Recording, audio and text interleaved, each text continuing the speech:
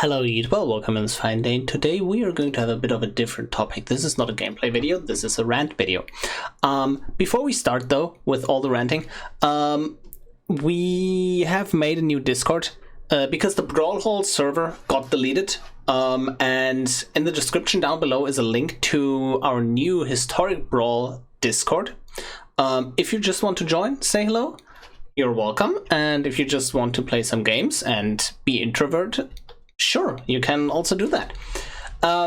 Anyways, the changes. Historic Brawl. Let's scroll down. This was a post yesterday from Wizards. I can also link that down in the description. Calling all Historic Brawl fans. On June 18, FNM at Home will feature a 100 card Historic Brawl event. And then they're going to say that it's probably testing, right? Because Historic Brawl fans, check it out and let us know what you think. I think it's shit. Straight up. I've seen comments on Reddit, a lot of comments on Reddit, actually, like most of the comments on Reddit, saying that this is a good change, this is great. No, it's not. This is basically me being Blizzard saying you don't know that you don't want it, basically. On a serious note, going to 100 cards in Historic Brawl is problematic for the reasons that the decks that are already good just get better, and fringe decks, fun decks, combo decks, that affects me personally, all get worse, like tremendously worse. Before I rant further, I have to say they are testing it out, right? They clearly state that they're testing it out, they're testing the waters here, and maybe that changes don't come permanent, right? And I'm just making this video because I don't want the changes to go permanent. So let's jump right into some specific deck discussions. First and foremost, most combo decks, except one, most combo decks are getting straight up worse or just are dead. Like, they're just dead. For example, Kaikar Storm, my pet deck basically. I love this deck. I can safely say that this is my own creation, and I haven't seen anyone else piloting a deck like this. But basically, short idea for anyone who hasn't watched a video on it, you either get one of these, well, tutoring for the procession, and then you have procession or Burgi on the field, Kaikar on the field, and now every spell produces 2 mana. All your draw spells are basically 2 mana. You have like rituals with Tormod Script and Mox Ember. You have rituals with these. You draw your deck, and you win with a 1000-Year Storm Underworld Breach combo. That's the basic gist of it. If we go to 100 cards, it's getting way more unlikely that we find these pieces, and we don't even have cards to put in afterwards. We have like 2 or 3 card draw spells at 2 or 1 mana that I don't play. Every other one is in here basically. Like, the deck just doesn't function because it's like an ad nauseam deck where you just try, like, it's a critical mass deck. If I have to put in 3 mana draw spells, then I can just whiff because they lose me mana and they're not going even or going up in mana, and that's just bad. The deck doesn't function anymore, it's dead, right?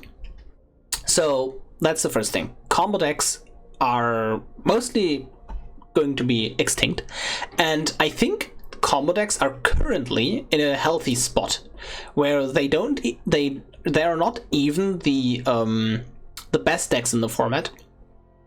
I think the best decks in the format are like Kinin, Nicobolas, like highly interactive decks that have a strong and like fast, not even fast, but very threatening win condition that can come out consistently. And yeah, I just don't like it. Other decks that will get shafted, obviously, in the same category. Magda. In theory, Magda would be good if we had enough dwarves and vehicles. We just don't. So, Magda combo. This is a Magda combo line. Fetching Paradox Engine, right? Then you untap and you fetch a Testrich statue. Bouncing itself back to end, playing bounce, playing bounce, playing bounce. And as the last card out of the deck, you fetch Aetherflux or Terror and you just kill them, right? That's Magda combo. We don't have enough dwarves. Like, I'm basically playing all the draws already to make it consistent. We don't have enough vehicles. I'm already playing 3 mana vehicles. Like, I would need to play 4 mana vehicles, and that's just way worse, right? And the deck is already not that insane. So, yeah, big no for me from that side. Reanimator also has a harder time or a more inconsistent time getting their targets. The other cards, the other decks that will get shafted are aggro decks, like basically critical mass decks, right? Something like Extus aggro. Take note, this is a specific aggro list for Extus. This is not a mid-range or grindy sacrifice list. This is straight up balls to the walls aggro, right? But insert any aggro deck here, like Heliod aggro, like Grand Warlord Rada aggro is just dead with this, right? And the problem here becomes that we don't have enough good aggro cards to slot in. That's basically it.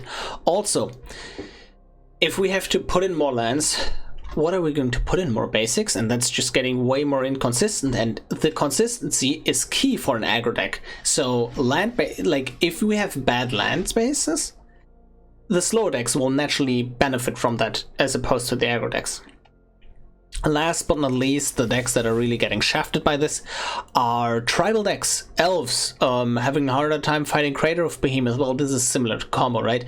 But we have really good elves. We just don't have a lot of different good elves. So while in Constructed you can just play 4 off, here we can just have a 1-off of our good elves, and then we have to put in worse and worse and worse and worse elves, and that's just not good. The winners are like Teferi, Nicol Bolas, because we have kind of a redundancy in kill spells, especially in board wipes. We have an abundance of board wipes, right? We have so many like white board wipes. I'm not playing all of them, right? These are not all the white board wipes, I believe. And yeah, like Realm Cloak Giant is not in here and whatnot, right? So we have enough board wipes to support a 100 card deck, that's for sure. So, and then we play in worse counter spells, but other than that, the deck doesn't change too much. So that would obviously come in quite handy. Similar thing with Nicol Bolas. And the other thing is, the one deck that actually gets a buff is Sissy Paradox Engine combo. That's the one combo deck that gets a buff. More on that later. Your boy Kinin, I think he's actually in an okay spot afterwards, right? We are just putting in 2 and maybe God forbid, 3 mana rocks. Maybe we have to do that, but then he would get aligned with the other decks, right? That's fair, right?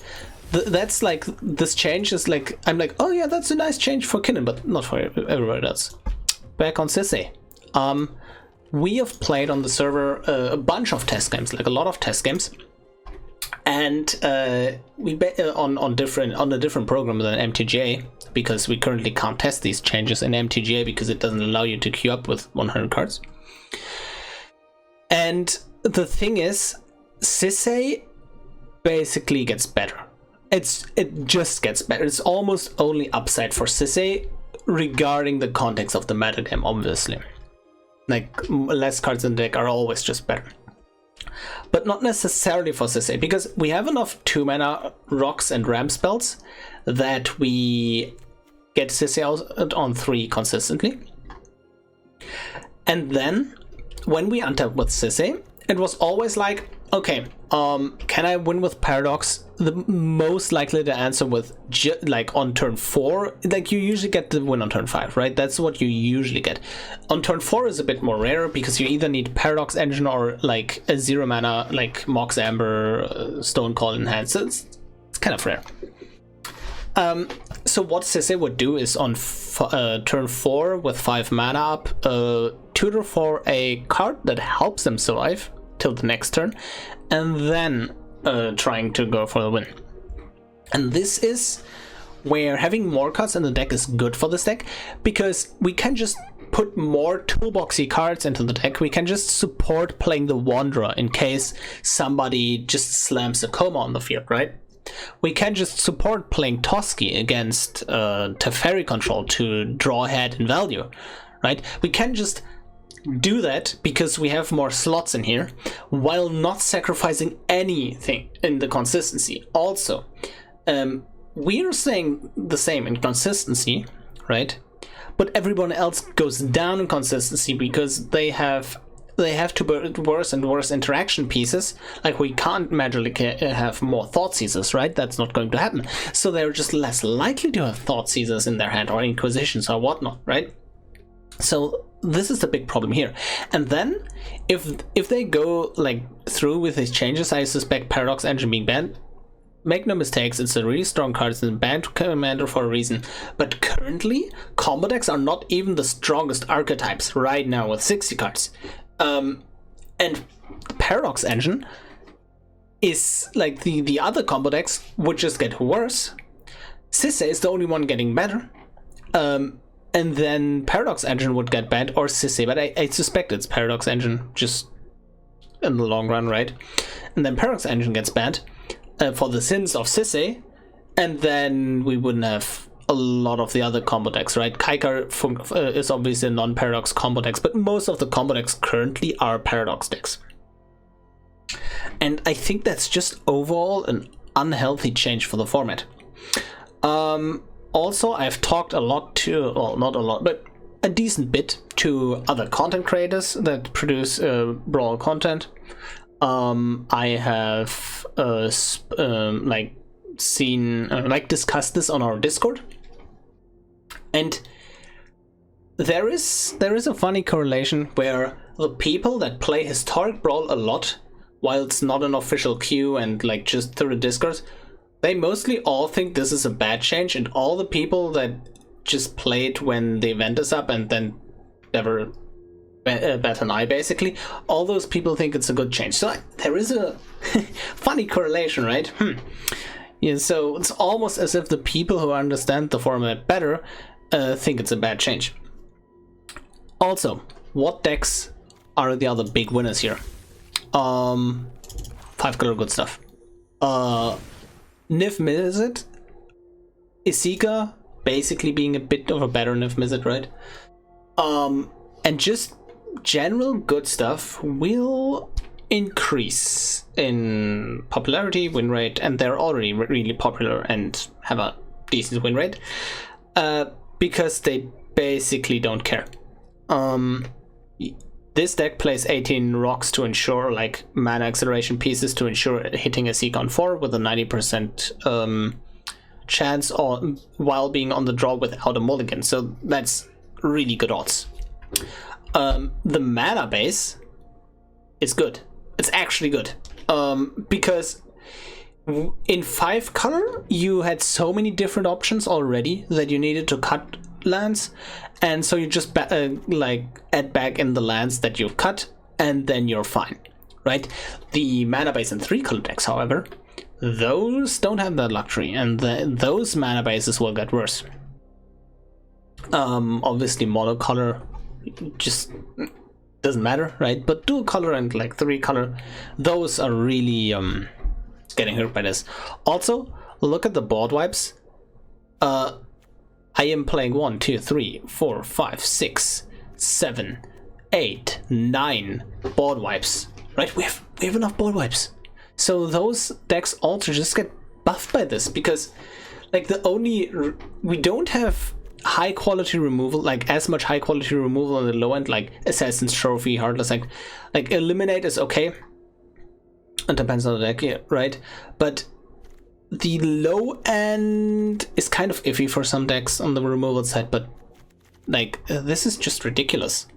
And you just play more value and you just try to win and just outgrind the opponent, and that's basically what the meta game will boil down to.